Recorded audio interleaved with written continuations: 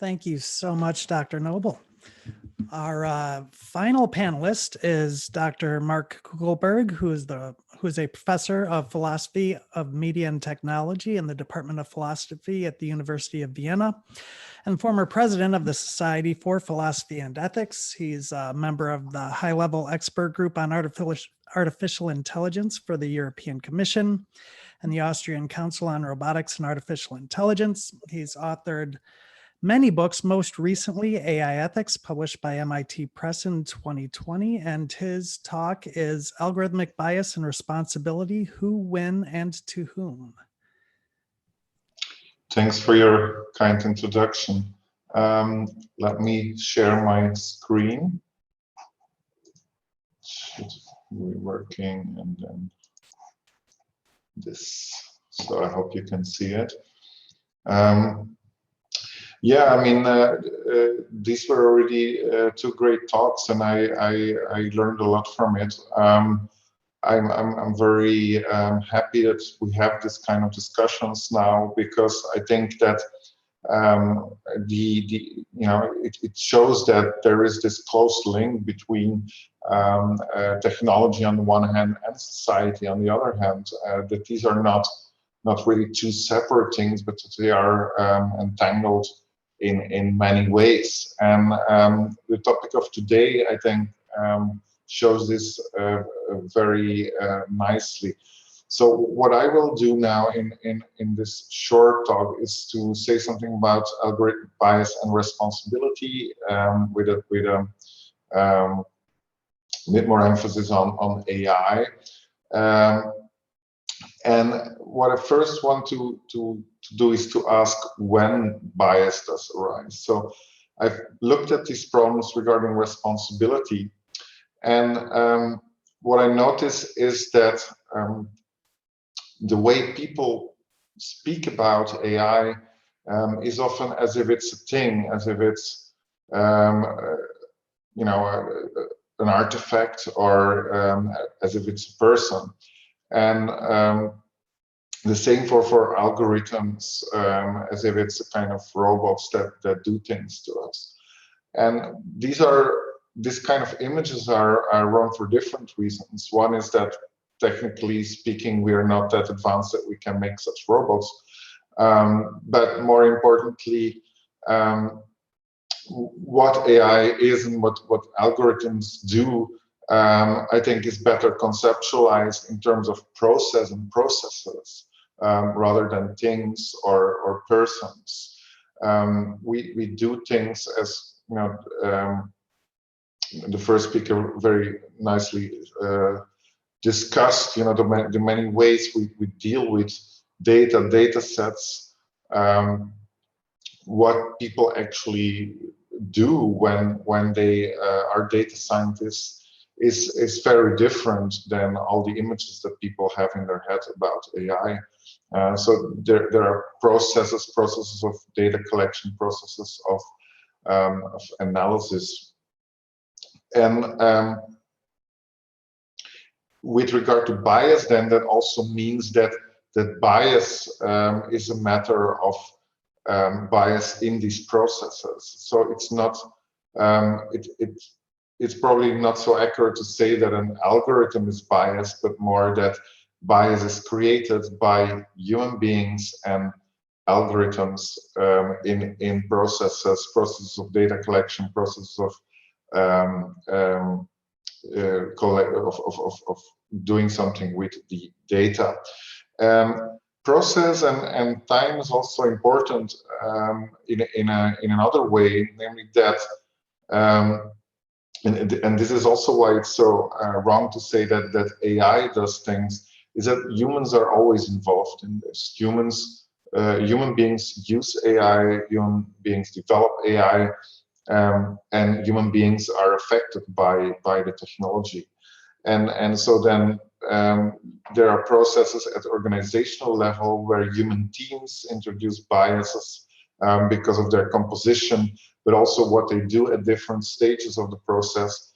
And there is also process in a more macro sense, meaning that society changes. What we consider bias today might differ from so at least some people considered it bias in the past. So societies differ in how they deal with bias, in how they think about bias. Of course, the technological development also has a history itself. So that's good to keep in mind, especially when we think about responsibility. So the question of moral responsibility with regard to AI and algorithms is often asked as like, who or what is responsible when something goes wrong? That's strange, by the way, because we can also and are also responsible for when things go well. I think moral philosophy is often mirroring the legal approach, where often things went wrong, and then we have to figure out why it went wrong. We want to punish people, blame people, but I think morality shouldn't be only about things that go wrong, and should also be about what kind of society we want, for example, what kind of good life we want. But this is a sideline. So if we ask with regard to technologies, for example, self-driving cars that use algorithms, who or what is responsible when something goes wrong, the danger and temptation is, because these technologies are more allow higher degrees of automation, no intervention from humans, less intervention from humans, the temptation is then to say that, well, just because the technology has done it, that the technology is also responsible, or at least that humans are not responsible. And funny enough, I had the same. I made the same, used the same photo as Sophia in her presentation, because this case is very, very instructive. So here was someone wrongfully accused by an algorithm, and one of the detectives involved said, "I guess the computer got it wrong." And technically speaking, the computer got it wrong, but there were also human beings there, and these human beings could have checked things, these human beings could have interpreted the results differently, could have seen the limitations, and so on. So there is a danger that we offload moral responsibility to technology, and this is not something that we should do. So let's say that if we don't do that, that humans are responsible, but then the question is who and when. So here I take up again this process approach. So bias can arise at various stages of the data process, and that also means then for responsibility, that responsibility of humans is related to all these different stages, to the stage including the stage of data collection, selection, bringing data sets together, training algorithms, cleaning data sets, and so on. All these stages in data science processes need to be looked at, and responsibility attribution needs to take into account this long history, this causal chain, causal history, where there are many hands, many people, but also many things, many components of the system. Think about an airplane crash. Airplanes are already kind of robots with algorithms that do their work. Well, if something goes wrong, the question is not only who did what at what time, but also which component might potentially have failed at what time. So again, processes, causal processes, in which humans have a hand, and so it's never just the technology, but it's humans at different times who do things or do not things. This problem of many hands also means that when something happens, we shouldn't only look at the time at which it happens. We shouldn't only look at a time when something goes wrong. We should also look at this whole causal history. For example, in software development in general, It's very common that software is developed by someone in the past or a team in the past, which is then the software is transferred to another company, another organization, perhaps a totally different domain, for example, from the military to the medical field or vice versa. There are people who train a model, there are people who just take the model off the shelf and use it for their particular problem. So at all these stages, something can go wrong and people can do things for which they carry responsibility. So this makes the ascription of responsibility, as we say in philosophy, difficult. So that also means that all these different parties involved in various stages of the algorithmic processes, that they also are responsible not only for what went wrong, but also for making sure that it doesn't go wrong anymore in the future. And so the question is, who should fix the problems? These in the first place are these technical people, but there's also in my field a kind of tendency to always put all the responsibility on the shoulders of the technical people, of the developers, of the scientists. And I think this is mistaken. Of course, the technical people should also be responsible, should carry part of the responsibility. But there are also, people work in companies, for example, where CEOs carry responsibility, and where investors also take decisions that influence the way the technology pans out. There are regulators, so governments, politicians are also responsible.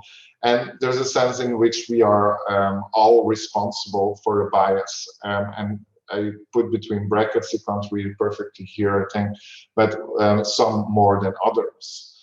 So what I mean by this is that we should really see bias in technology, not just as this technical problem, but also as wider societal problem, and a problem that can be blamed on some people more than others. For example, people who are openly racist, or people who refuse to take into account ethics. But many of us are, do not intend bad consequences. So what this means is that there is really a connection of bias that is in society, but which people are often not aware of. They're also not aware of their own biases in the developers teams, but also citizens. And so I think this is also a problem. It's not an excuse, but it's a problem that should be addressed. So what I would like to see here is that also a society as a whole says, okay, this is not just about bias in AI or biased algorithms. This is also about our society where bias is deeply rooted. And I think Sophia has convincingly argued that and how that is the case in a particular context, namely the US. And so this is very helpful because it creates awareness of these problems, not as a technical problem, but also as a social problem. Then the last question, let me see, because I would like to ask is to whom are we responsible? And this question arises from work I've done in moral philosophy and applied moral philosophy, where I say that inspired by some accounts, for example, by Anthony Duff in legal philosophy and criminal philosophy of criminal law, that one is not only responsible for something, but also that we are also responsible towards people. This is often forgotten in Western ideas about responsibility, from Aristotle until today's concepts in analytic philosophy, where the question is always about agents, agents that are responsible for something, and it's all about the agents' features and what the agent does. knows, and so on. But responsibility for me is also about responding. It's about, for example, being able to answer to people who are affected by, in this case, technology, and taking into account their needs, interests, and problems. So here, it's a more relational and more social conception of responsibility, on which I base my further arguments.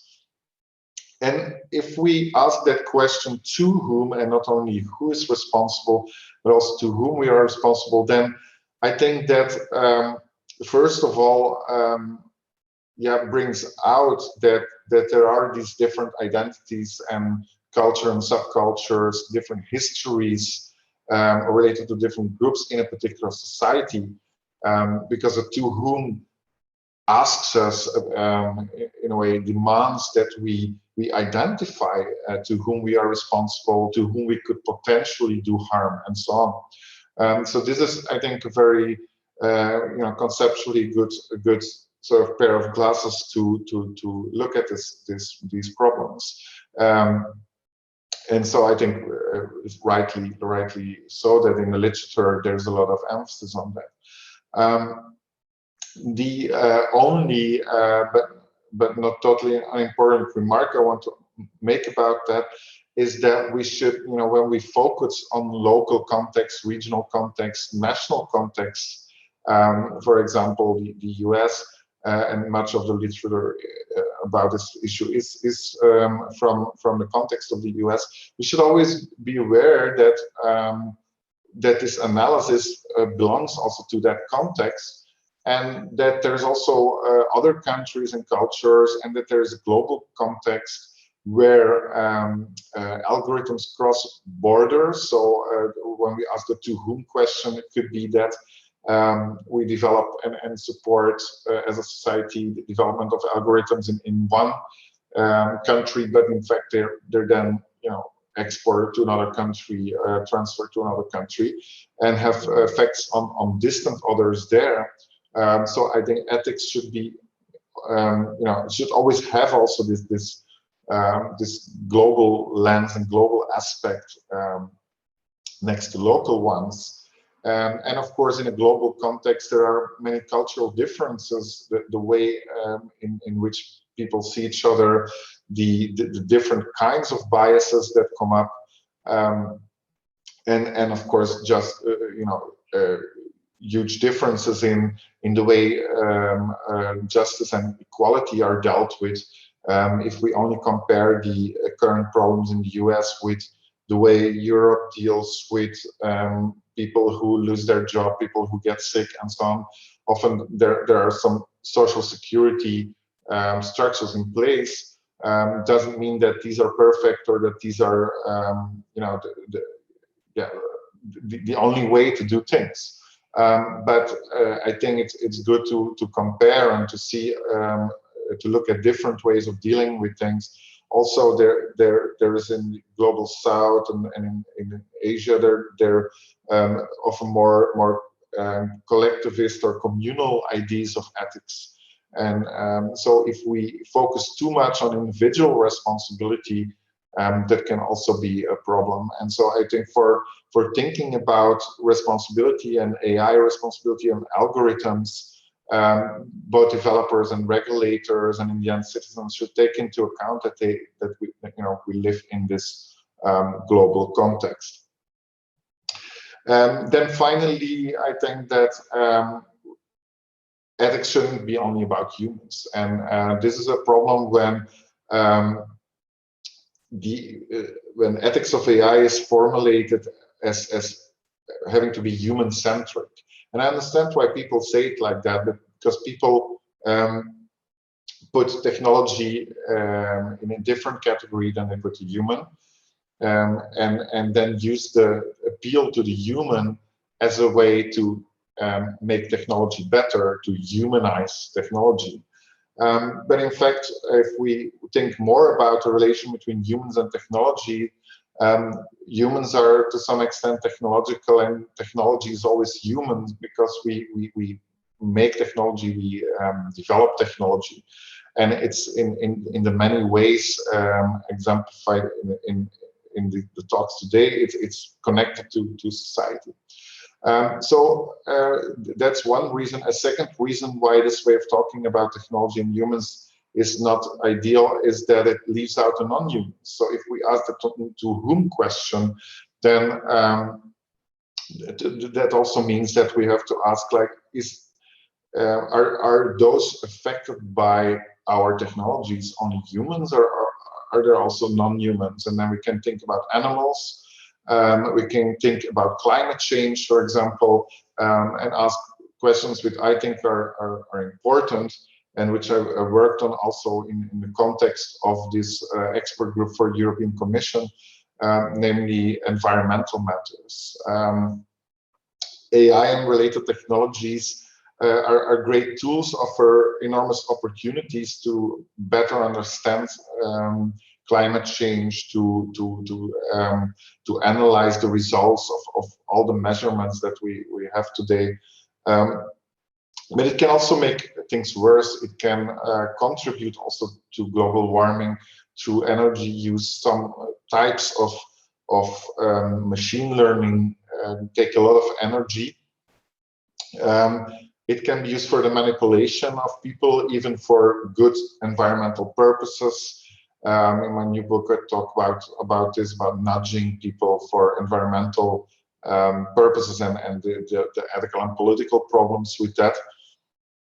And in the end, the use of technology, the way we use it is very important, because if we use it in a way to increase our grip on the earth, we increase what is known as the problem of the Anthropocene, that humans become this geological force that's totally changing the earth, and now leads them to climate change.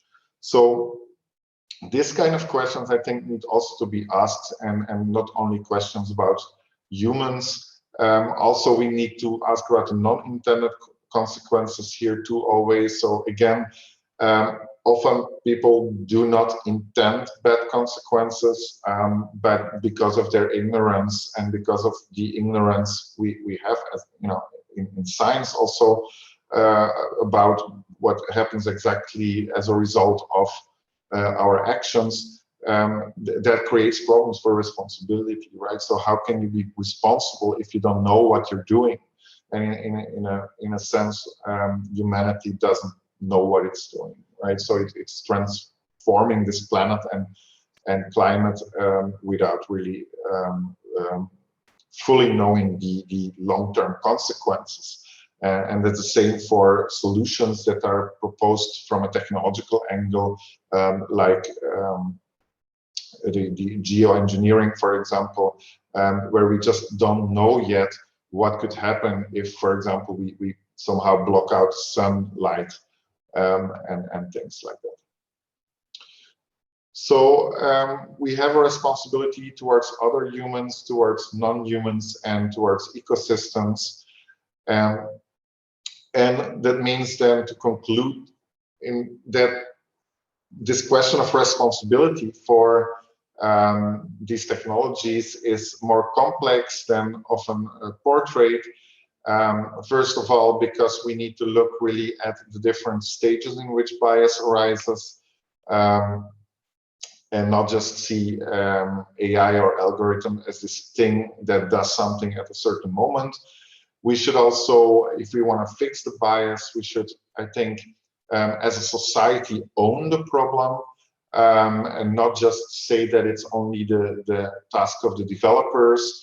And I think, you know, this should be put in the context of a vision of having decisions about technology taken in a democratic way, and not in a technocratic way, or in a way that you know, makes big tech, the big tech companies responsible for the future of humanity.